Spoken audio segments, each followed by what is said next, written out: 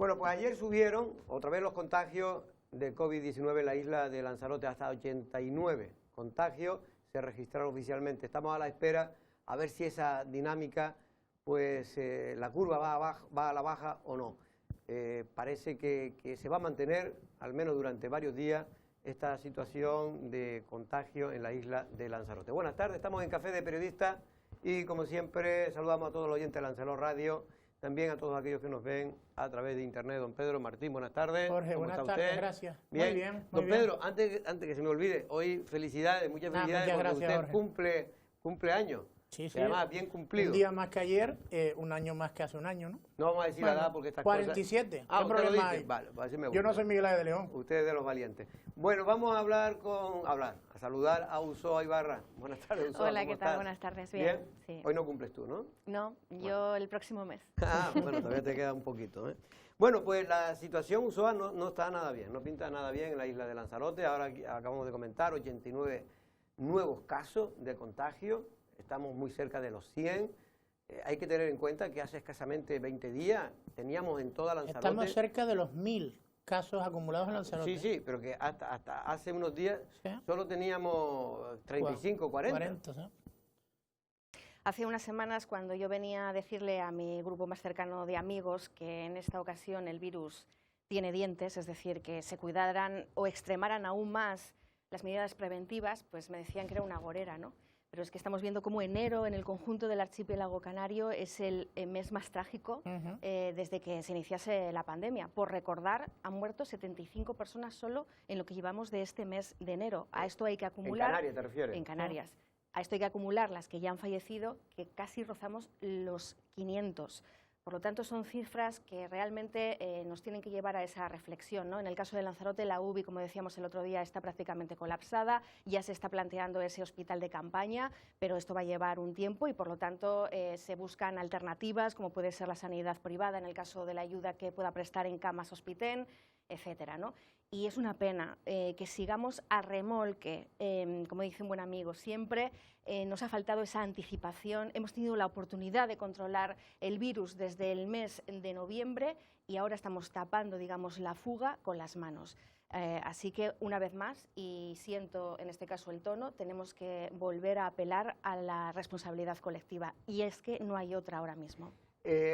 Ayer Pedro leía el Lancelot Digital y aquí ya lo insinuábamos el otro día, que faltan vacunas.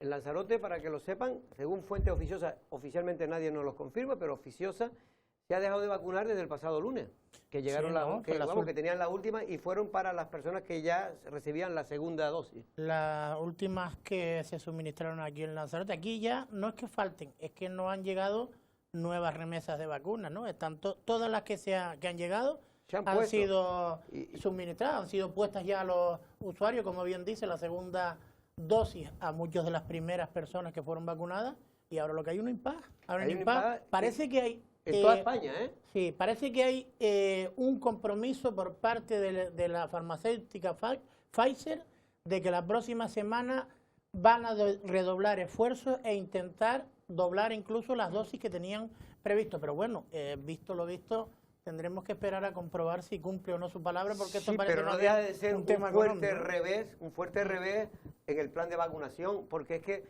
nos va la vida no solo ya físicamente de que mucha gente se pueda salvar, sobre todo que se están vacunando aquellas poblaciones de mayor riesgo, sino también nos va la vida porque cuanto antes consigamos la vacunación rebaño, que se llama, la inmunidad de rebaño que llamamos, pues antes podremos salir de la crisis económica. Los planes del Gobierno de Canarias estaban claros, ¿no? Antes de julio, el poder vacunar el 70% de la población canaria, pero me parece que al ritmo que vamos, pues será un poco complicado, Lo han alargado hasta diciembre el 70%. Bueno, pero esto a mí me parece que no puede ser. De hecho, hay muchas autoridades turísticas que están hablando de que, oiga, que aquí no va la vida y si hace falta poner al ejército a vacunar, porque se ponga el ejército a vacunar. Eso iba a decir, que salvo se tomen medidas y un plan bueno, pues de emergencia que obligue a las autoridades a que lo prioritario en este momento sea vacunar al mayor número de personas residentes en Lanzarote. Quiero decir que Lanzarote precisamente es la isla con más casos asociados. Esto significa que la responsabilidad la hemos tenido en nuestras manos, la responsabilidad colectiva a la que apelaba antes, y hemos dejado pasar este tren. Ha habido muchísimas reuniones familiares, muchísimos encuentros además en el ámbito más privado, y este ha sido sin duda el foco, el punto de inflexión que nos ha llevado a esta situación. Y tengo que decir que esta es la gravedad real, ¿no?, que preocupa a las autoridades, porque en el ámbito público se pueden establecer restricciones, etcétera, pero en el ámbito privado todo depende de nuestro compromiso y de nuestra vara de medir. Y hay mucha gente a día de hoy que todavía se toma a chufla esto del virus, es que no se lo creen. Y tengo que decir que conozco el caso de una persona que ingresó este domingo y está gravísima, es decir, hay muchos perfiles dentro de la UBI que están en una situación muy preocupante sanitariamente. Entonces, en las próximas horas, también la propia comunidad sanitaria está vigilante porque podemos seguir aumentando el número de fallecidos. Bueno, ahora estoy leyendo que Madrid, acaba de salir la noticia, también suspende el plan de vacunación a los sanitarios que están en primera línea del COVID-19, porque allí todavía están en esa fase, por falta de vacuna, porque no le llega vacuna a la comunidad de Madrid. Estaban bastante más retrasados que Canarias, porque Canarias somos de las primeras, ¿no? De todas maneras, yo... No, en Canarias vacuna que ha llegado, vacuna que se ha puesto. Sí, somos de los más eficientes, que yo no creo que haga falta el ejército para vacunar. Si el problema no está siendo el número en este caso, de sanitarios para llevar a cabo esa acción, ¿no?, la de vacunar. El problema es que no hay dosis. Que no hay dosis. Si hubieran dosis, yo creo que como está establecido el Servicio Canario de Salud, no creo que haya ningún problema para ir a tope en torno a la vacunación, que es lo que hace falta, ¿eh? Sí, sí. Pero, bueno, yo tengo entendido que hay ya autoridades también políticas de la isla y de otras islas que están pidiendo al gobierno de Canarias que efectivamente se haga un plan, una vez que haya vacunas suficientes, que haya un plan para que se pongan lo antes posible. Bueno, precisamente lo comentaba Ochoa, hay dudas, no se sabe si esta tercera ola, el virus está haciendo más daño a aquellos que cogen la enfermedad. Hoy tenemos la suerte de contar, en este caso, con Ana Cerezales. Buenas tardes, Ana, ¿cómo estamos? Hola, buenas tardes, Jorge. Especialista de medicina interna del Hospital Molina Orosa. Bueno, es la primera pregunta. ¿Se están agravando más o hay más casos de las personas que cogen el COVID que enferman finalmente de manera más grave que en la primera y segunda ola? La diferencia que yo estoy viendo es que ingresa gente más joven me refiero pues desde la treintena hasta personas de 70 años, 70 y pico, completamente sanas, que obviamente son candidatas a UCI. Están ingresando gente más joven que en la primera ola. Yo creo que también porque los mayores se están cuidando mucho más y sí, es gente que se está poniendo grave, que se está poniendo malita. De hecho, como comentabais, la UCI a día de hoy la tenemos completamente llena y justamente hoy por la mañana hemos tenido que abrir la parte de reanimación de anestesia con ayuda de los compañeros de anestesistas por otro paciente crítico. Sí, es decir, que habían 10, pues claro, el máximo era 10, pues se ha tenido que habilitar. Exacto. Que estaba previsto dentro de los planes de contingencia que tiene preparado el hospital, ¿no? Exacto. Bueno, efectivamente parece que no solo aquí, en Lanzarote, en toda Canarias, el problema es que al haber más casos también hay más posibilidades, Ana, de que vayan al hospital, ¿no? Porque en la primera ola y la segunda, la mayor parte, la verdad, sobre todo en la segunda, pasaban la enfermedad en su propio domicilio porque parecía que no se agravaban, ¿no? Exacto. Sí que es verdad que ahora somos más cautos, bueno, hacemos más PCRs, entonces las estadísticas siempre van a salir con más casos, eso también hay que tenerlo en cuenta, pero después también somos más cautos porque hemos visto que si nosotros hacemos una vigilancia estrecha del paciente desde el inicio, cuando hay ciertos parámetros que no nos acaban de gustar, pues eso mejora la calidad asistencial de los pacientes y la supervivencia. Por eso también estamos tendiendo a tener ingresados a ciertos pacientes que a lo mejor en la primera ola, y también porque el colapso era mayor, no podíamos. Vale. Y realmente, ¿a qué persona o cuando uno debe de decir a la doctora o al doctor, oiga, que me encuentro muy mal, cuando tenga el COVID en su casa? ¿Cuándo son esos síntomas? ¿Qué síntomas se deben de dar para llegar a ese extremo de tener que ingresar? Buena pregunta, porque vemos muchos pacientes, muchos achacan, digamos que es como una gripe muy fuerte, ¿no? Lo que ellos nos cuentan es la peor gripe que he tenido en mi vida. Entonces, la mayoría de los pacientes, los que tienen síntomas, nos cuentan que están muy afectados, muy débiles, muy postrados, como muy cansados, incluso gente jovencísima, de 20 y pico años, de 30 y pico, con fiebre. La fiebre hace que uno pues esté peor, una tos seca que da el COVID, que también es muy incapacitante. Pero realmente lo que a nosotros nos preocupa es cuando el paciente tiene falta de aire, esa sensación de falta de aire, que sobre todo se nota cuando hacen algún movimiento. Es decir, si ellos están sentados en cama, puede ser que no la noten, pero al levantarse al baño, al ir a la cocina, incluso a veces al comer, ¿no? Entonces, cuando noten ese síntoma, que es el que nosotros nos implica mayor gravedad, es cuando deberían acudir al médico. Porque ahora te dejo, Pedro, los síntomas, para repetir lo que ya se ha repetido 1000 veces, pero nunca, siempre hay personas que lo necesitan que se les recuerde. Los síntomas, primero del COVID-19, en principio puede ser como una gripe normal, para entenderlo. Sí, gripe normal, pero por lo que nos cuentan, con más afectación en general. Mucho más dolor de cabeza, mucho más dolor muscular, incluso la recuperación estamos viendo que hasta que se acaban esos síntomas es mucho más larga, tardan mucho más los pacientes en decir, pues ya me encuentro bien, ya está. Pero después, aparte de esos síntomas, ¿no?, que digamos que son como los de la gripe más acentuados, muchos pacientes también tienen clínica digestiva. Sobre todo lo que nos cuentan es diarrea. Diarrea que suelen ser los primeros días y después se pasa. Y después ya los síntomas del ámbito respiratorio, que son los que nos preocupan, que es la falta de aire. Eso quizás es cuando, como bien decías tú antes, es cuando el paciente debería ya ingresar en el hospital, ¿no? Exacto, exacto.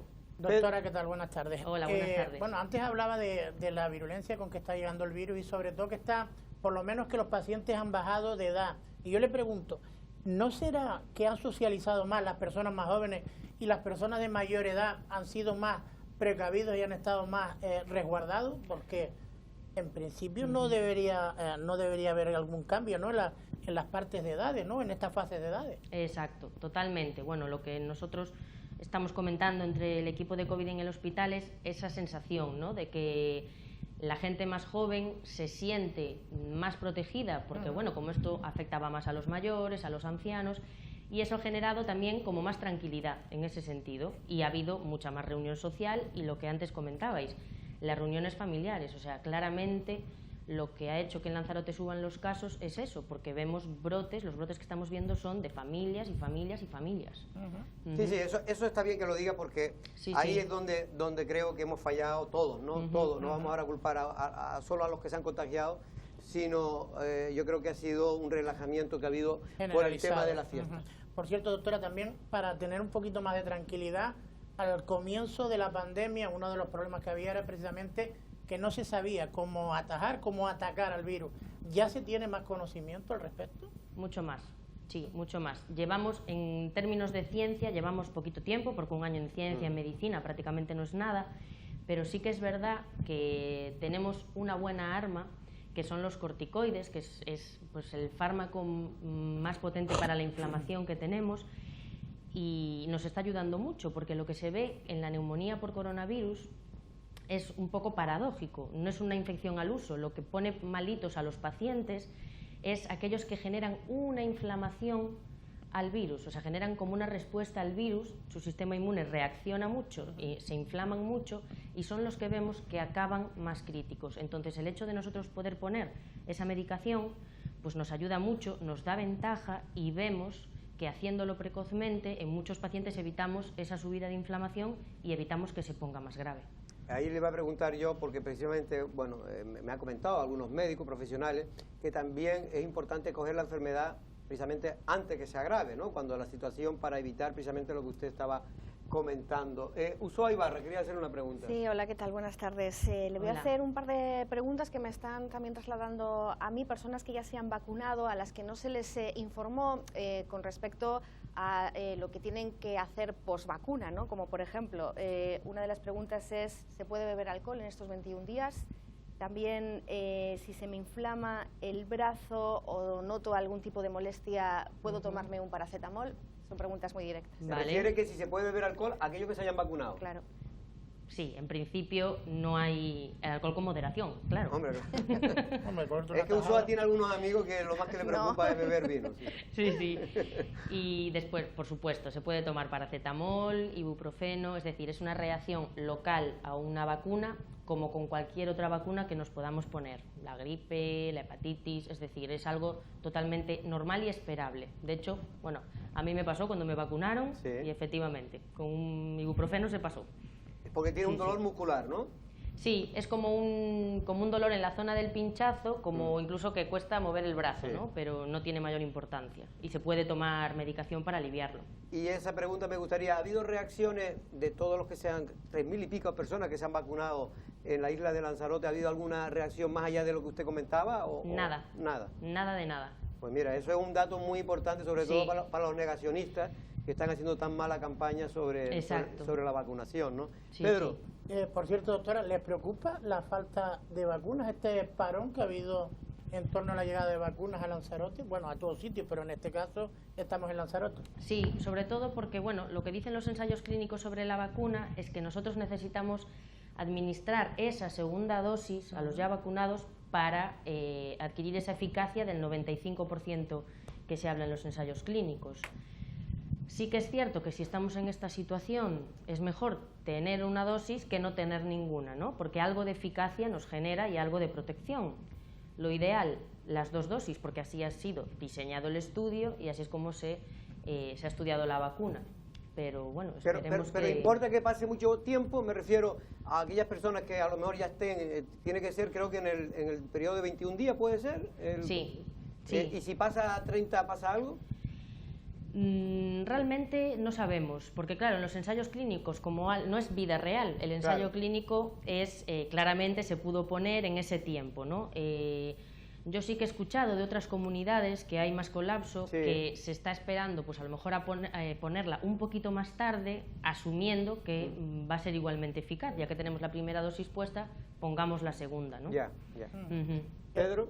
Doctora, y después, para tener, bueno, no sé si se tiene ya confirmación o no, una vez pasa la enfermedad, ¿eres inmune? Depende. Estamos viendo que hay pacientes que generan anticuerpos, que es lo que, bueno, nosotros queremos conseguir con la vacuna, ¿no? El generar anticuerpos, y eso es lo que nos permite que si volvemos a entrar en contacto con el virus, nuestra respuesta sea mucho más efectiva. Pero vemos que otros pacientes no generan esos anticuerpos, ¿no? No es algo raro, es decir, esto siempre pasa en medicina con las infecciones. Entonces, lo que se intenta buscar es lo que hablabais antes de la inmunidad de rebaño. Yo no he generado anticuerpos, pero mi alrededor sí lo ha hecho, entonces hay una protección al final para toda la población. Usoa. Sí, decía yo en las redes sociales hoy que el COVID es sinónimo, y no estoy descubriendo nada, de muerte, de crisis económica, de soledad, de aislamiento, y esto acompañado de una fotografía de un paciente que estaba precisamente en la UCI en Estados Unidos y que tuvo que ser abrazado por un médico ante la soledad, ¿no?, que sentía, y digamos la angustia de verse sin el arrope de su familia. Me gustaría que describiera un poco cuál es esta situación en el Hospital José Molina Orosa, y también pedirle su opinión con respecto a algo que ya se aprobó en los hospitales del País Vasco, donde no se puede entrar si no es con una mascarilla quirúrgica. Y hago esta correlación digamos, de situaciones, porque en Alemania también se está prohibiendo el uso de las mascarillas de tela y solamente se permitirán las quirúrgicas y las FFP2. ¿Qué le parece esta medida? Respecto a las mascarillas. Sí. Sí, yo creo que deberíamos usar las que están homologadas y probadas para esto, que es desde mascarilla quirúrgica a las de filtro, FFP2, bueno, FFP2, porque ya las siguientes serían para pacientes con aerosoles, intubaciones, pero vamos, totalmente, sí, deberíamos usar la mascarilla quirúrgica. De todas maneras, yo siempre digo que a falta de esa, cualquiera siempre es mejor que no llevar ninguna, ¿no? Sí, por supuesto, claro, sí, eso sería en el escenario ideal, pero mejor llevar eso que no llevar nada. Y emocionalmente, la situación de los pacientes con COVID ingresados, ¿cuál sería? Terrible, es terrible, porque están solos todo el día, bueno, solos acompañados con un compañero, pero solos no está su familia, están muy malitos. Básicamente entramos gente que ni nos reconocen ni nos diferencian, porque entramos totalmente enfundados en un traje, ¿no? Y sobre todo, a mí los que más me preocupan son los ancianos. Tenemos algún anciano ingresado y son, a mi punto de verlo, los que más lo sufren, porque al fin y al cabo la gente más joven pues hace la videollamada, tiene el móvil, tienen más recursos, ¿no? Pero los ancianos sí que es verdad que es algo terrible, y es más, vemos que incluso en su recuperación eso afecta, porque van decayendo, van bajando el ánimo, quieren dejar de luchar. Entonces lo que estamos haciendo también en el hospital es que en pacientes que están malitos, dejamos entrar a un familiar, les instruimos en la colocación del EPI para que pueda haber esa comunicación, y sí que vemos que ayuda tanto al familiar por la ansiedad que se pasa en casa, porque el único contacto que tiene es con nosotros telefónico, como para el paciente, que le da como un chute de energía y de ánimo. Pues yo creo que es un acierto, porque es un drama, ¿no? Para muchas familias, y sobre todo, como bien dice usted, para las personas más mayores. Sí. Pues aparte del problema en sí, de la enfermedad, el otro problema también, que es una enfermedad, que es la soledad, ¿no? Sí. En muchos casos, ¿no? Doctora, no sé si me están diciendo también, ¿se debe aplicar antibióticos en ciertos casos de COVID, o esto no está recomendado? Por norma general no lo estamos haciendo. Sí que en la primera ola poníamos un tipo de antibiótico que es la citromicina, pero también un poco más, porque es un antibiótico que tiene capacidades antiinflamatorias también, y ahora no lo hacemos. Solo lo hacemos si sospechamos que, además de esa neumonía viral, hay una sobreinfección por una bacteria, que puede pasar, pero sí que es cierto que de los pacientes que hasta ahora hemos visto ingresados y tenemos a día de hoy, prácticamente ninguno está con antibiótico. No suelen hacer esa complicación de sobreinfectarse. Ya, el tema de respiradores siempre se habló en la primera ola, que fue uno de los principales problemas que tuvieron los hospitales, porque no tenían para todos, ¿no? En este caso aquí no hay problema para el número que tenemos. No hay problema, no, porque de hecho está todo, bueno, protocolizado desde dirección y desde las jefaturas, y como os dije, ahora mismo ya estamos con pacientes críticos en la zona de reanimación, de anestesia, por lo tanto, en ese sentido, no habría problema.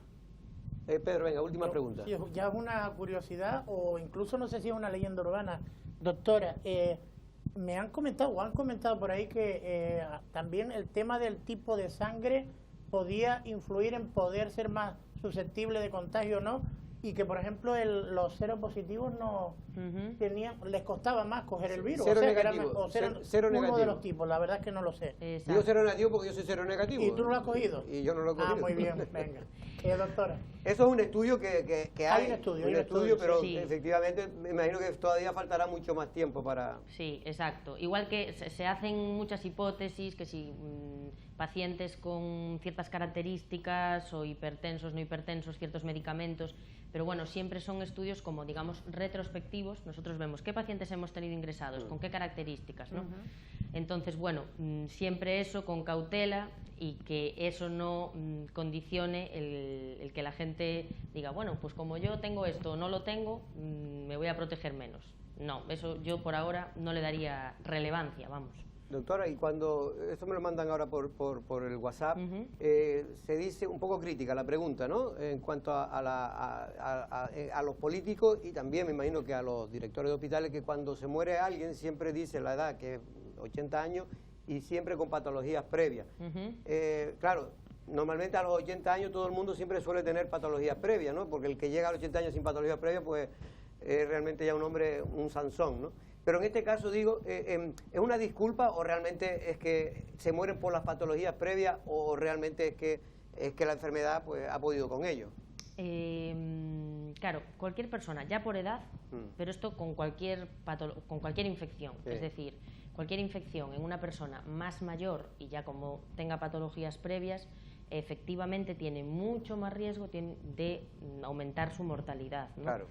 Entonces, eso no es algo nuevo para nosotros, es decir, nosotros sabemos que si un ancianito ingresa, se va a descompensar su corazón, su pulmón, su riñón, Y no solo por el COVID, pasaba con la gripe, pasa con con una neumonía, con una diarrea, es decir, es algo a lo que nosotros ya nos enfrentábamos, ¿no? Lo que choca es el paciente joven sin patología previa que se pone muy malito y muy grave. Eso sí que es lo que es distinto.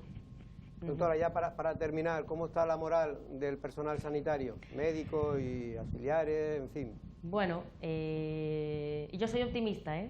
Yo soy optimista, Me gusta. Pero estamos preocupados porque la escalada fue de un día para otro, en un fin de semana, de tener un paciente a tener 20, ¿no? Entonces es un poco volver a esa situación psicológica de ver que los pacientes se ponen malitos, ver que los pacientes no salen, la ansiedad de las familias, nuestra incertidumbre. Muchas veces ya no podemos hacer más, es cuestión de esperar y ver que la evolución siga siendo buena.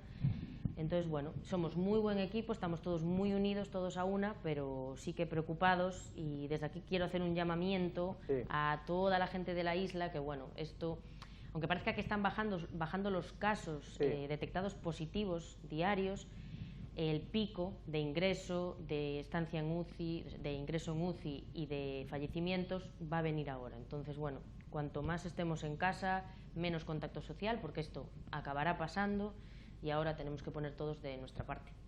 Bueno, pues, Ursula, ¿querías hacer alguna pregunta? No, simplemente por curiosidad, ya que es usted médico internista, del porcentaje de actividad diario, ¿cuál dedica al COVID, ¿no? Porque también estamos casi aislando otro tipo de enfermedades, otro tipo de diagnósticos o de casuísticas. Y bueno, me pongo del lado de todas esas familias o de todos esos pacientes que han tenido un poco que reprogramar, ¿no? Operaciones y demás. Sí, exacto. Bueno, yo como internista, mi jornada es 100% dedicarme a los pacientes COVID con otros 3 compañeros de medicina interna y con dos neumólogas. Quedan otros compañeros internistas para ver patología no COVID, pero sí que es verdad, y eso es otra parte preocupante para todos los especialistas, que se quedan sin ver tan rápido otras patologías. Operaciones que estaban pendientes, pacientes pues, que tenemos que ver en consulta porque hemos tenido que suspender nuestra actividad asistencial en consulta porque no damos abasto. Entonces, esa es como la segunda parte, ¿no?, de los pacientes no COVID que quedan ahí un poquito en el limbo mientras hay el colapso. Sí que es cierto que hay cierto tipo de pacientes que nosotros no perdemos de vista, que seguimos viendo en consulta y intentamos obviamente que no se escapen del sistema durante este tiempo, y lo estamos haciendo, pero el grueso sí que es verdad que hay que posponerlo. Quería una puntualización. Ya que tenemos a la doctora y es la primera línea, y yo creo que la fiel representación de los sanitarios, yo nada más que transmitirle mucho ánimo y mucho agradecimiento, que creo que todos estamos así por la labor que están haciendo. Muchas gracias. Bueno, pues Ana Cerezal, en este caso especialista de medicina interna dentro del equipo COVID-19 del Hospital Molina Orosa.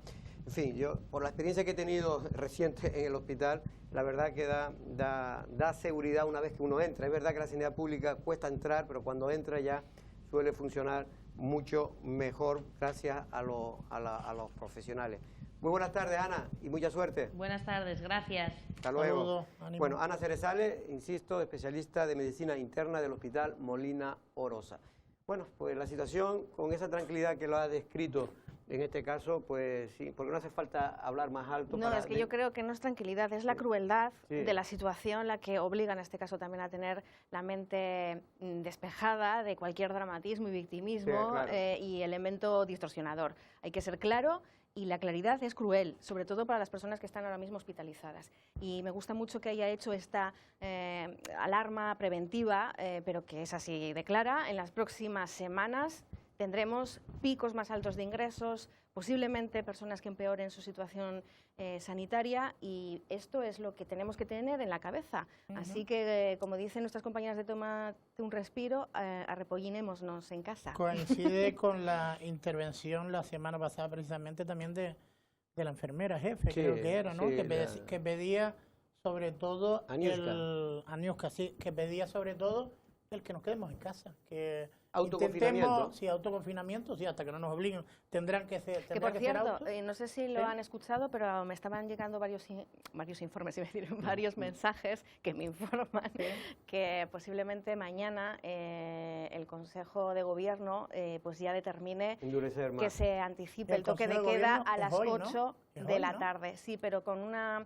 digamos, información popular a partir de mañana, ¿no? Sí, la idea es endurecer las medidas todavía más en la isla de Lanzarote si empeoraba en estos días, ¿no? Ya veremos cómo está la situación. Por cierto, que el Ayuntamiento de Recife, la alcaldesa Astrid Pérez declaró ayer, decretó en este caso el teletrabajo.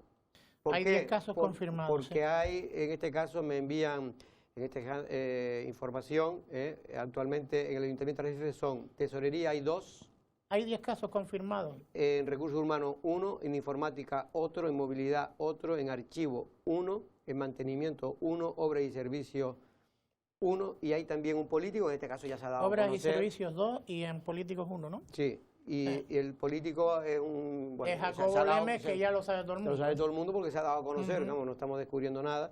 En este caso, Jacobo Lemes, que una de las cosas que se me olvidó preguntarle a la doctora, que se está detectando en esta tercera ola, no solo en Canarias ni en Lanzarote, sino en toda España, es que hay un 38-39% de los casos que cogen COVID que no saben por qué lo han cogido. Me refiero a que no ha estado en contacto, que él sepa, con ninguna persona que haya tenido el COVID. O sea, que no fue avisado por los rastreadores. Y entonces los rastreadores no lo tienen más complicado porque evidentemente si usted no sabe dónde cogió el COVID, pues no, mire, es que no ha estado en ningún sitio. Es que solo he ido a comprar y claro... Ya, pero es que esa cadena de investigación de los propios rastreadores se ve rota muchas veces por la falta de colaboración del que se supone que puede ser un positivo, porque la gente o no coge el teléfono o les mienten directamente, es decir, hay bastante irresponsabilidad en algunos casos. Es muy difícil mantener, digamos, esa línea de investigación si no hay colaboración. Y fíjate que en Alemania también me estaban recordando que además se ha pospuesto el levantamiento de esas medidas restrictivas hasta el mes de febrero mínimo, la primera quincena. Está todo cerrado, Es que no es que exista un toque de queda, es que está todo cerrado salvo el tema de los servicios esenciales. Allí hay medidas para intentar paliar sobre todo la situación socioeconómica por parte del gobierno. Aquí no. Y como bien decías antes, del tema de la obligatoriedad o la prohibición de las mascarillas que no sean o quirúrgicas o FFP2, aquí tampoco se puede ir a los centros de salud desde ya hace meses o a los centros oficiales con mascarillas que no sean de ese tipo. ¿Ah, sí? Claro. Tú no puedes ir a los... Tú vas con una mascarilla que no sea ni quirúrgica, ni FFP2 o la KN40, la azul famosa, 95. ¿Esa que utiliza todo el mundo? Esa es la quirúrgica. ¿Esa es la que utiliza todo el mundo? Sí. Ah, vale. Pero no puedes ir con una de tela esta que te fabricaban. Ah, vale. En los servicios, en el Servicio Canario de Salud, no se puede acceder a él. Bueno, hay una noticia. El COVID está afectando a todo, ¿no? A todos los sectores económicos, sociales.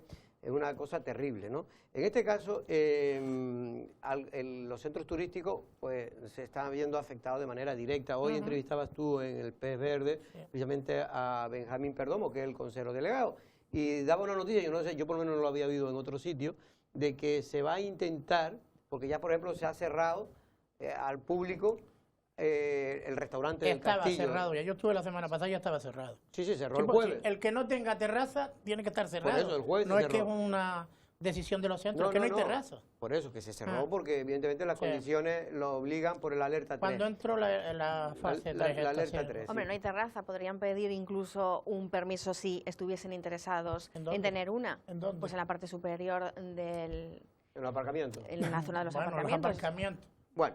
Lo cierto es que la noticia para mí no solo es que ha cerrado, porque eso ya fue desde hace un par de días y han cerrado como él, pues muchos restaurantes. Es verdad que el resto de restaurantes cuando cierran, pues a los trabajadores los ponen en ERTE, obviamente, el sector privado no puede hacerlo de otra manera, pero ellos no lo han puesto en el ERTE. Entonces lo que van a tratar, porque ya la cuestión económica se está agravando cada vez más en los centros turísticos, es intentar que adelante las vacaciones.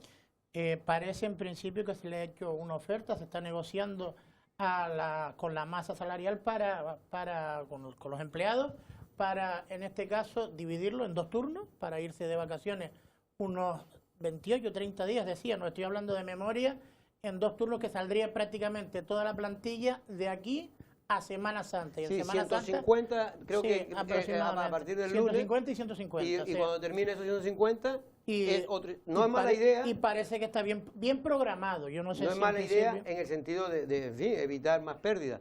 Pero también es verdad, don Pedro, como ustedes le decían en el programa, que oiga, que son 3 meses lo que hay que aguantar prácticamente con turismo cero.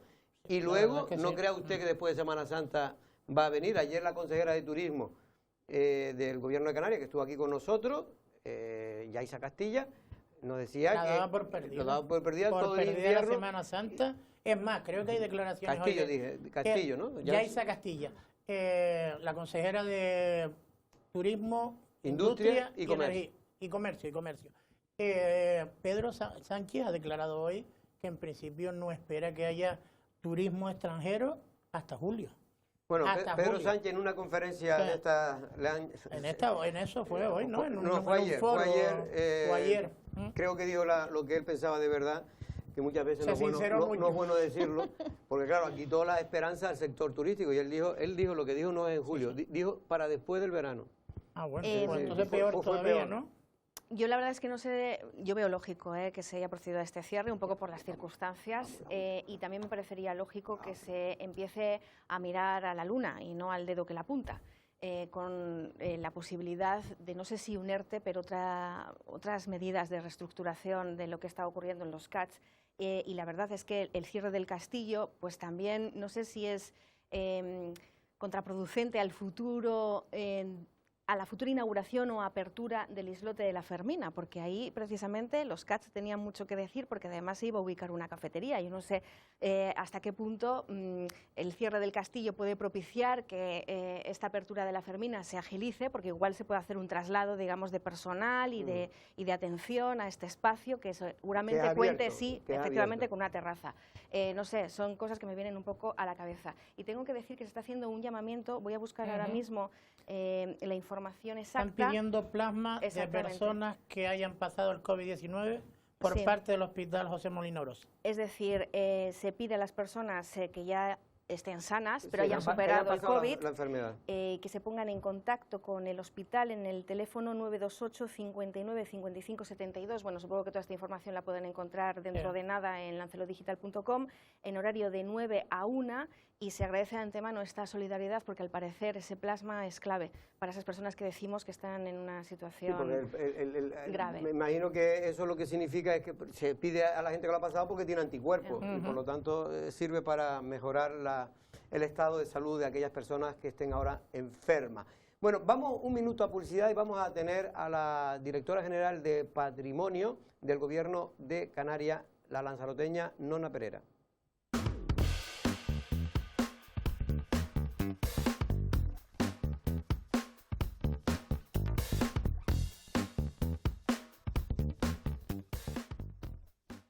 Bueno, pues ya tenemos con nosotros a Nona Perera, en este caso directora general de Patrimonio del Gobierno de Canarias. Nona, buenas tardes, ¿cómo estamos? Hola, buenas tardes. Bueno, Nona, antes de nada, simplemente porque como no hemos podido hablar contigo desde que has sido nombrada directora general, ¿qué tal la experiencia en este año, creo que un año por ahí, ¿no?, que llevas de directora general de Patrimonio? Cerca de un año y medio. Bien, me encanta. Me gusta mucho el trabajo. ¿Puedes hacer muchas de las cosas que tú siempre como arqueóloga has intentado o has querido o crees que se deberían de haber hecho en Canarias? Perdona, no te entendí. No, como arqueóloga, que tú una persona que siempre ha estado interesado por el patrimonio, por tu profesión y también por tu persona, si has podido realizar o ver que se puedan hacer cosas interesantes desde tu puesto de trabajo. Bien, sí, algunas de ellas. Ha sido una temporada rara, pero desde el primer momento que se decretó el estado de alarma, nos pusimos en marcha para trabajar conjuntamente como si no hubiese pasado nada, ¿no? Superando las barreras físicas que nos impedían el decreto del estado de alarma, ¿no? La verdad es que si hubiese sido en otras circunstancias, el trabajo hubiese sido más agradable, posiblemente más más fluido, pero no había esa opción, con lo cual ahora si vuelve o si estamos limitadas en movimiento, tenemos ya el entrenamiento hecho. Bueno, muchos creen, y te hemos llamado también sobre esto, para acciones que se van a tomar desde matrimonio en la isla de Lanzarote, pero muchos creen que para entender un poco la cultura de Canarias, sin duda pasa por entender también la cultura del agua, y en islas como Lanzarote o Fuerteventura seguramente mucho más, ¿no? Tienen un proyecto, creo, de recuperación de las maretas de la isla. ¿En qué consiste, Nona? Y de las gavias, ahora me acabo de acordar, sí. Consiste en mapear todos los vestigios, todas las maretas, y ese mapeo es el resultado de la prospección arqueológica y el estudio de las fuentes documentales. Va parejo también a la información oral de la gente de cada uno de los entornos. Este año queremos ampliar ese proyecto a los aljibes, y ya desde el Cabildo en años pasados abordamos este estudio teniendo como fuentes documentales las escritas, las orales, la arqueología y otros instrumentos de análisis espacial del territorio. No solo no se entiende la cultura sin la vertiente del agua, de cómo la población de Lanzarote ha gestionado el agua, sino tampoco se entendería nuestra vida. Y en este sentido, ¿es solo mapear o también recuperar algunas de ellas, o los que se pueda, o cómo es esto? Ese es el sentido último, ¿no? Recuperar físicamente las maretas. Generalmente priorizamos aquellas que sean más antiguas, que tienen un valor patrimonial, que sea de propiedad pública, para poder que vuelvan a llenarse, ¿no? Porque no solo es necesario que la mareta esté bien conservada o bien restaurada, sino que la acogida, el entorno, cómo ha cambiado la orografía, y tiene que estar recuperado. Y ahí es donde está el problema, porque generalmente cuando la mareta estaba en funcionamiento, la red natural hidrográfica del suelo era una, y ahora ha cambiado por trazado de vías de comunicación, por arenado, por múltiples variables. Hacen que las maretas no tengan la acogida necesaria, ¿no? Pero como experta, y tú yo sé que conoces al dedillo todo el tema de las maretas que hay en Lanzarote, ¿dirías que hay algunas que son esenciales, que se podrían salvar dado el estado en que están? Claro, sí. Bueno, según mi criterio, la mayoría de ellas, las que están todavía, ¿no? Son susceptibles de recuperarse y de utilizarse, tanto maretas como aljibes. Pero, ¿me permite? Nona, buenas tardes. Hola. Pero para recuperar agua, pregunto, y eso no es volver un poquito al pasado, ¿no será mejor recuperarla para visitarla y para que no se pierda esa cultura que teníamos en su momento, pero utilizarla? Me pregunto, ¿no llevan eso más trabajo? No lo sé. Para recuperar la cultura, lo mejor es usar el agua de lluvia.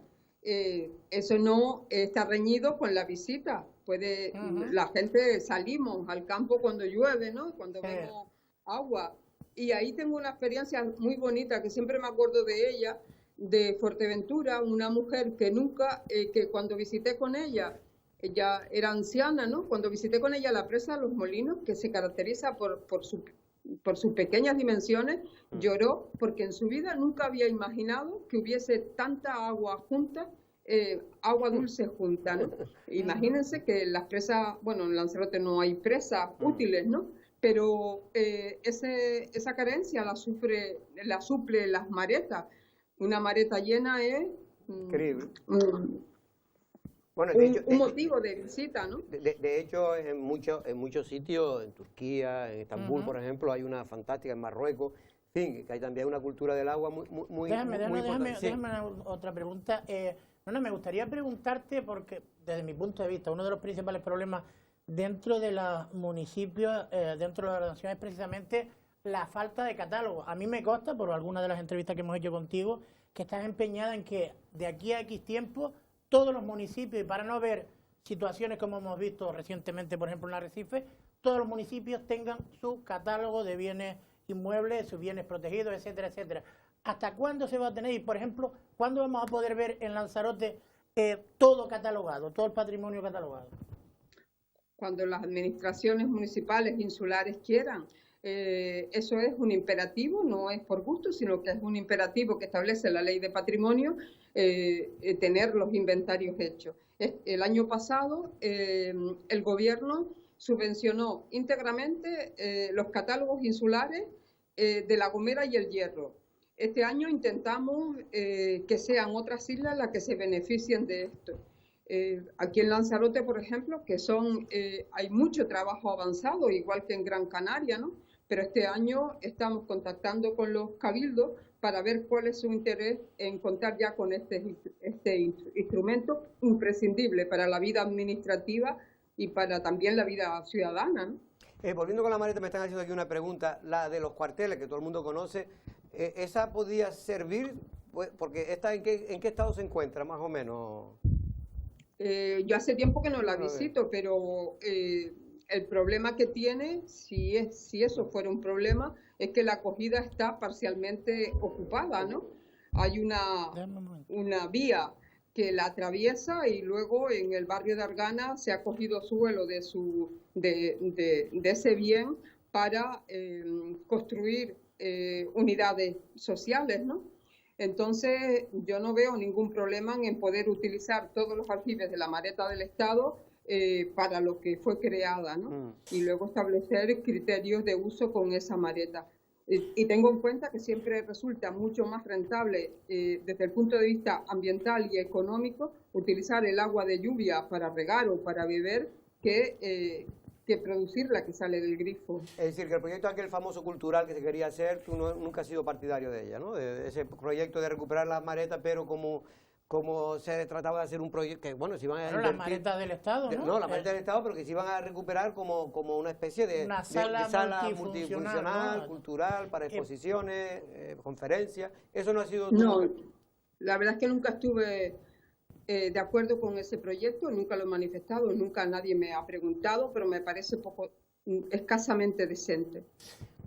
Nona, permíteme, tienes que ser más pródiga en los medios de comunicación, porque están llegando un montón de mensajes, digo aquí en Lanzarote. Dicen, dentro de esa recuperación con respecto al agua, ¿entra la reparación de recogida de agua de propiedad privada? ¿Los propietarios de esos espacios pueden repararlo o lo frena patrimonio? Porque es verdad, y se ha dado caso con estas últimas lluvias, que han habido desperfectos que han sido paralizados porque patrimonio tiene que ver en la zona. No sé cuál es el caso, no sé a qué patrimonio se refiere. No se puede invertir dinero público en una propiedad privada, al menos que haya un cambio, ¿no? De titularidad. Una compensación. Claro. Si esa mareta es propiedad privada, tiene valores patrimoniales por su antigüedad, por su sistema de construcción y el agua se puede repartir o tiene un uso que se beneficia la comunidad, no hay ningún problema porque la Dirección General de Patrimonio financie parcialmente esa recuperación. Pero no, en este caso, perdona, no es una mareta, es una vivienda particular afectada por la lluvia y que el entorno está afectado por patrimonio. ¿Se tiene que permitir por parte de patrimonio evitar los daños hacia esa propiedad privada? Lo produce la mareta. Lo produce el agua. El agua, lo que pasa es que si se producen daños, patrimonio tiene que informar antes, pero supongo yo que también tendrá que velar porque se viva en condiciones y la seguridad de esas viviendas, ¿no? Claro, pero eso, la misma propiedad es la responsable de vivir en un sitio seguro. Usoa, quería hacer... O sea, que el agua es muy realito. Quería hacer un par de preguntas. Hola, ¿qué tal? Buenas tardes, Nona. Primera pregunta, ¿sabe usted qué está ocurriendo con el Museo de Piratería o el Museo de Santa Bárbara? Porque empezaron las obras, creo que a comienzos de enero, había una previsión de que duraran 8 meses y, bueno, sigue el museo cerrado y además rodeado de andamiaje, ¿no? Esa es la primera pregunta. Y después, con respecto también a otro museo, el arqueológico de la calle Fajardo, ¿usted ya lo ha dado por perdido o se podrá hablar de una reapertura de este espacio cultural? No entendí bien las preguntas, pero con la Dirección General no participa en ningún proyecto centrado en el Museo de la Piratería, en el Castillo de Santa Bárbara o de la Caldera de Guanapay. No conozco los pormenores de ese proyecto. y luego con el museo o con la casa de Fajardo 5, tampoco el gobierno no participa en ningún proyecto que esté centrado en ese bien. Pero usted en este caso sí fue la que, bueno, pues con ese informe avaló de cierta manera el proyecto, y me gustaría saber pues qué opina al respecto de que esta infraestructura esté ahora mismo inoperativa y que no hay avisos de esa posible reapertura. No opino, no conozco qué impedimentos tiene el Cabildo para seguir con el proyecto o para dejarlo. Nunca hemos hablado de eso. No puedo manifestar una opinión sin conocer cuál es la intención del Cabildo. Cuando yo informé positivamente que se adquiriera el inmueble, desde luego estaba avalado por un proyecto museográfico que se hizo y por una programación para poder abrir el edificio a los 2 años de su adquisición. Pero ¿cree que puede seguir siendo válido más allá de las políticas, que no quiero entrar en ese tema, sino simplemente usted como experta, cree que todavía podría servir o ya no? La verdad es que no lo creo, sino pienso que es válido. Me gustaría preguntarte precisamente por las políticas en torno a la recuperación tanto de ese museo como el del Museo de Sitio. ¿No crees que a lo mejor es por el COVID, por la situación que estamos viviendo, pero antes parecía que se iba a apostar un poco más por la recuperación de nuestro patrimonio, la creación de esos referentes, como podía ser el Museo Arqueológico o el Museo de Sitio, y ahora parece que se ha quedado en nada? Es que son políticas del Cabildo que no entro a opinar. Nosotras como la Dirección General, por ejemplo, estudia, financia el estudio de los materiales arqueológicos excavados en anteriores intervenciones arqueológicas y en estudios de dataciones de los materiales custodiados por el Cabildo. Todo lo que esté a nuestro alcance lo podemos hacer, pero luego las escasas veces que nos hemos sentado con el Cabildo de Lanzarote, ni uno ni otro proyecto han surgido. Es verdad que en el 2019 había una partida de 700.000 euros para el Centro de Interpretación de Sonsama, que no se pudo financiar por carecer de licencia urbanística. El año pasado se perdió también un dinero porque falta la licencia, y este año está previsto, pero con otras partidas, con otro bolso, para no tener que cambiarlo o perderlo en caso que no se disponga, se siga sin disponer de la licencia. Pero bueno, yo lo de la licencia no lo entiendo muy bien. ¿Eso es solo rústico? ¿Será una calificación territorial? No lo sé, de verdad, no lo sé. Pero con respecto al centro de interpretación... Sí, al de Sonsama, si es solo rústico será una calificación, no licencia urbanística, ¿no? Bueno, las dos cosas. Se está sacando licencia. No. Perdón. Se está tramitando la licencia de un proyecto ya elaborado por Pero quería volver a incidir en lo que te dije antes. Si tú te sientas como directora general de Patrimonio y en esa reunión con el Cabildo no se te plantea probablemente estos dos proyectos estrellas, es que evidentemente no se está apostando por seguir adelante con esos proyectos, digo yo, no lo sé. Claro, por lo menos yo lo deduciría.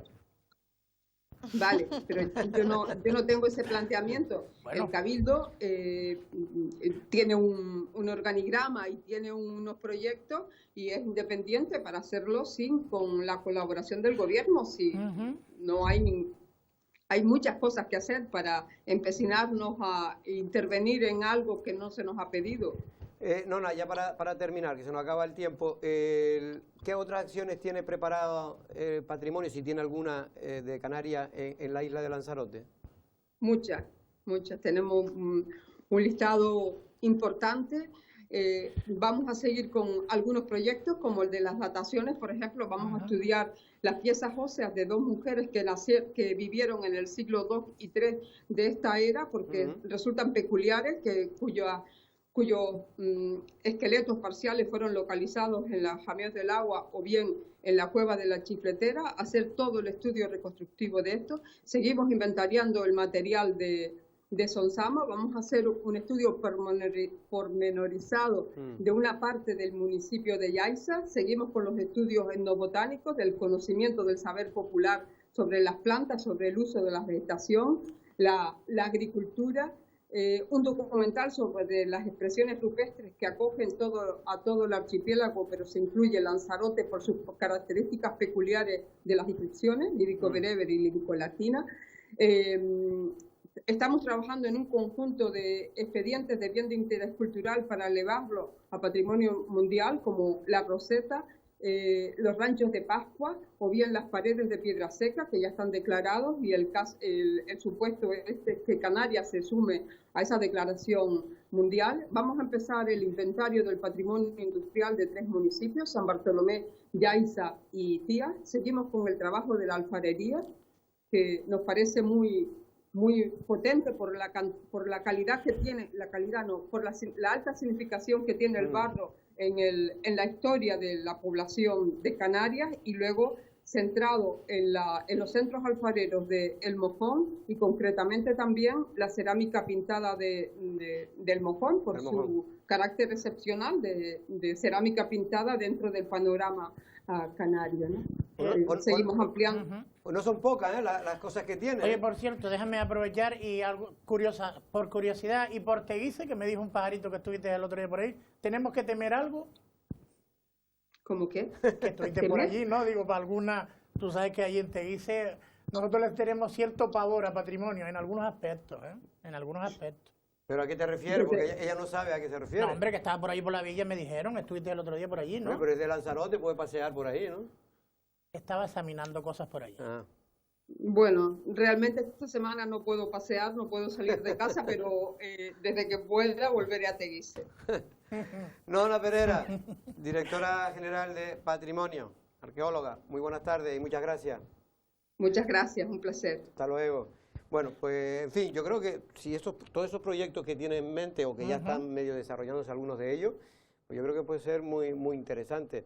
Es verdad que lleva poco tiempo, porque realmente lleva 1 año y medio todavía, y encima no es por nada, pero hombre, siempre que esté todo este tema del COVID-19, pues parece que todo se puede ralentizar más de lo que ya la administración de por sí se ralentiza las cosas, ¿no? Hombre, a mí de esta conversación con Nona Pereira, que efectivamente me ha parecido muy interesante en la recta final de la misma, por saber qué es lo que se proyecta en el conjunto de Canarias, específicamente en Lanzarote, sí me llama la atención que la Dirección General de Patrimonio del Gobierno de Canarias, y ella particularmente, que además ha tenido lazos muy estrechos con la isla de Lanzarote y el Departamento de Patrimonio del Cabildo, pues el hecho de que haya reconocido que no hay un andamiaje, ¿no?, a ciertos proyectos de calado que son importantísimos para esa conservación del patrimonio en su conjunto en la isla de Lanzarote, y es una pena que yo vea falta de diálogo, si es verdad que ella asegura que es que ni siquiera la han llamado, ¿no? Ni le han pedido nada. Ni le han pedido nada. Pero bueno, me parece sintomático esto, y también, como siempre, una reflexión al aire. Yo creo que en Lanzarote no existe ni ha existido desde hace mucho tiempo política de patrimonio. Por eso digo, como una reflexión al aire. En Arrecife, sí me gustaría... No, en Lanzarote.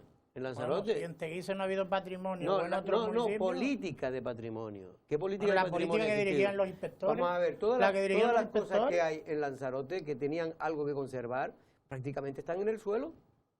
¿Casi todo? Yo no estoy de acuerdo contigo. ¿No? Teguise no está en el suelo. Teguise ha preservado mucho patrimonio. Teguise ha preservado. Haría también. Pero que no estoy hablando solo del patrimonio de las casas. Por eso te estoy preguntando. Del barrio. Teguise Hombre, ya, por suerte... Hablando de la maleta, ¿dónde está la maleta de Teguise? Nada más que queda el nombre. Pues por lo que estoy hablando, me estoy refiriendo a eso. Me estoy refiriendo a eso. Vale. Que está totalmente... O la maleta del Estado, que algo se hizo en la época de Enrique primero y de Pedro San Ginés. Pero bueno, pero ahí está, sin saber muy bien para no, pero qué. Por eso, que no me habéis dejado terminar, sí me gustaría lanzar como una reflexión, ¿no?, al aire.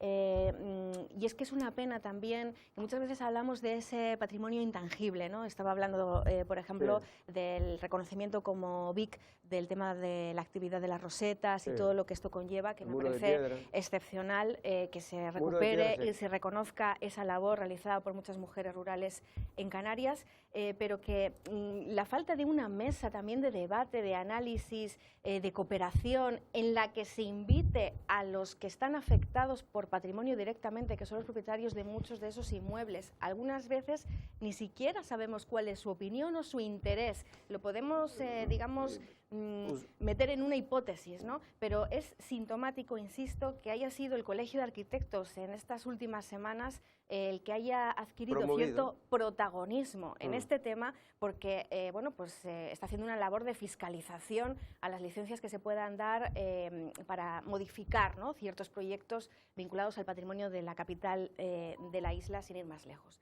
Sí me parece preocupante que no se den pasos en esta dirección. Y yo lo único que digo es que, coincidiendo con lo que tú estás diciendo, Usoa, que el patrimonio de un pueblo es una cosa importantísima, y aquel pueblo que no conserve su patrimonio y su pasado, pues precisamente va a perder muchas raíces importantes para la historia de su propia comunidad. Pero fíjense ustedes qué mal lo tenemos que haber hecho aquí en Canarias, y en Lanzarote en particular, que hay una acción o hay una percepción negativa de patrimonio, es decir, porque parece que solo se dedican a perseguir a aquellas personas que van a hacer una cosa o van a hacer otra.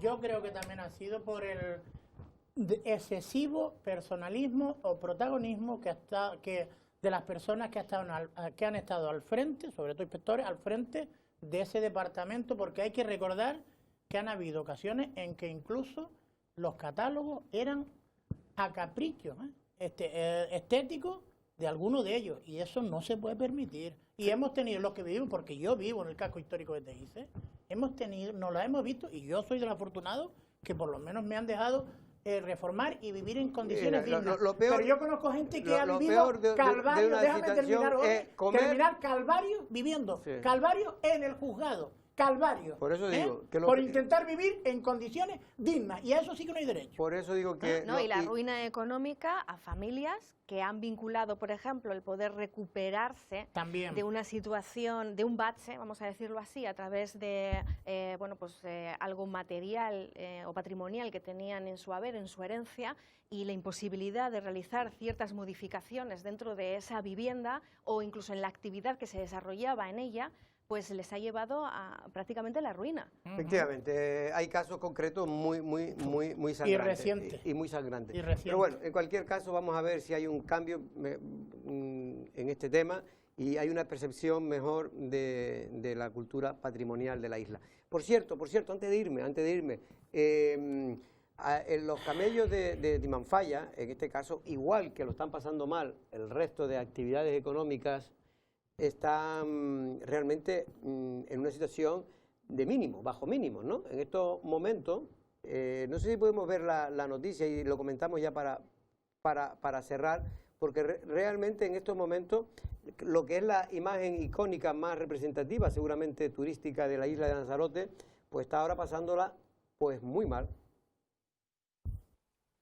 El icono turístico de Lanzarote por excelencia y una de las atracciones más demandadas por el turista vive sus horas más bajas desde que hace 70 años un grupo de turistas alemanes pidieron a un agricultor de Uga, que estaba arando la tierra con su dormitorio, si le daba un paseo por Timanfaya a lomos de su camello. Así empezó un negocio que hoy se ha convertido en el principal sustento de la economía del pequeño pueblo sureño de Uga, donde 27 familias viven de llevar en sus camellos a unos 300.000 turistas todos los años. De dar 600 o 700 viajes al día, ayer miércoles se dieron 6 en la llamada Ruta de los Camellos de Timanfaya, tal y como confirma el camellero Marcial Viñoli. Claro que no es rentable, porque pues imagínate, donde hay que darle de comer a tanto animal y demás, sobre todo después sacarte tu sueldo, que pues por así decirlo hay compañeros que están acogidos a todo tipo de ayudas que da el gobierno y demás, pero aparte nosotros tenemos otro hándicap que es la comida de los animales, y eso pues prácticamente estamos también yendo para cumplir un poco con el servicio y que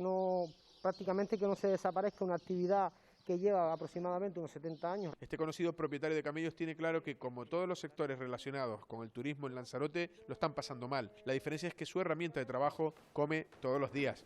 Estaríamos hablando de unas 600, 700 personas al día. Pues ya llevamos 2 semanas que no hemos llegado a las 20 personas. 10 personas. A pesar de todo, los camelleros siguen subiendo todos los días a prestar su servicio en el llamado echadero de los camellos, aunque, como le ocurre a Rudecindo Morales, no se había estrenado. Por lo pronto ninguno. Hombre, merece la pena no, pero total es un paseo a los animales y te da una vuelta. Y ayer, desde las 9 de la mañana, los casi 50 camellos que fueron a Timanfaya solo dieron 6 viajes. Por lo que hay, pero es una ruina para todo. No mientras no venga turismo a Lanzarote sabemos lo que hay. Vivimos de eso, una ruina total, por lo pronto.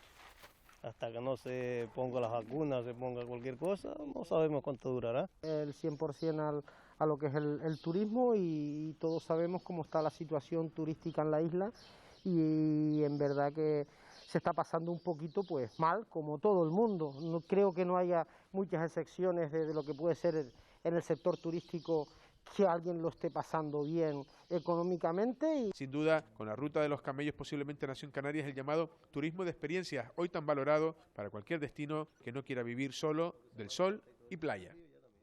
Pues efectivamente, pues esa imagen, ese icono, sin duda, de turístico de la isla de Lanzarote, que se ha reproducido en yo creo que todo el mundo, si algo conocen de Lanzarote, precisamente es esa imagen del camello. Hombre, de Jorge, turista subido al camello por Timanfaya. Tiene cierta lógica que estén pasándolo igual de mal que el resto del sector turístico y no turístico. Es que no hay turistas.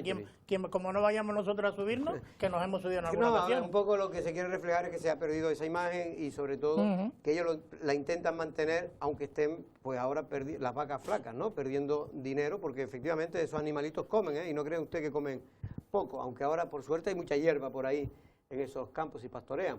Usoa, creo que tiene los últimos datos de contagio del COVID de Lanzarote. La cosa no mejora. 77 positivos, sí, un poquito mejor que ayer, pero son 948 ya los activos, así que parece más que probable que ese toque de queda se adelante a las 8 de la tarde. Sí, porque lo más probable es que de aquí al sábado o al viernes ya lleguemos al sábado, ¿no? Se calcula a los 1000. Lo que pasa es que el toque de queda está en cuestión por el gobierno central, ¿eh? También pero la Comunidad Autónoma de Canarias aceptó que se adelantara el toque de queda a las 8, como habían solicitado otras comunidades autónomas, para mantener un control mayor sobre la movilidad. Está en contra. Está recurriendo en los tribunales por el gobierno central. Porque dice que no lo permite, en este caso, el estado de alarma que se declaró en su día. Vamos a ver, yo creo que esto nadie sabe cómo va a terminar, porque las cosas se pueden complicar todavía mucho más y se van a tener que tomar medidas más estrictas. Yo ya soy de los que pienso que en la isla de Lanzarote, tal y como están las cosas, que están paralizadas prácticamente el 80% de la actividad económica, oiga, si hay que parar para empezar de nuevo, no solo ya por cuestiones económicas, sino también de salud, pues habrá que hacerlo. Pero en cualquier caso, sin duda, no hacerlo como lo hicimos antes. Yo creo que se puede hacer mejor, permitir que la gente pueda pasear, que la gente pueda ir al parque, que pueda ir a la playa. Franjas horarias, ¿no?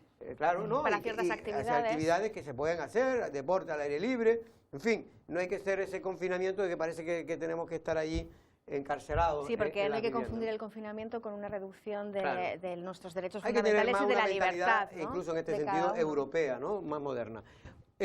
Don Pedro, muchas gracias. Hasta el lunes, antes de que tenga alguna tentación. Y que lo pase usted bien hoy, que es su Muchas gracias, y gracias a todos los que me han felicitado. Usoa, buenas tardes también. Hasta luego. Nosotros regresamos mañana con más cosas. Buenas tardes.